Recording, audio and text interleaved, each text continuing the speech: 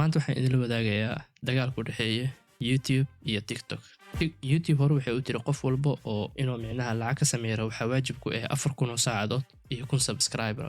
TikTokna waxay soo saareen program lagu magacaabo TikTok balse kaas oo ku sahlaya wadan alla wadanka rabta joog inaad lacag ka sameey karto haddii ay haysato 100,000 oo follower ah iyo 30 maalmo ugu dambeeyay inaad 5 video soo gelisay iyo inaad ka weyn tahay 18 sano.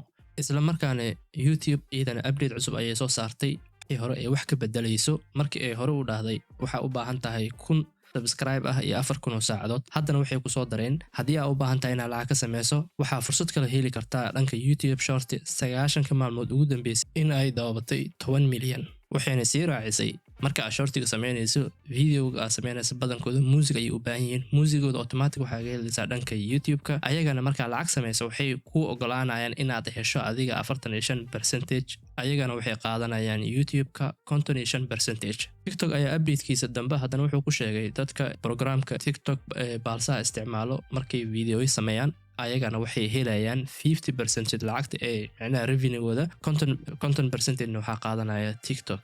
haddii aad ka heshay videogan fadlan isoo follow garee.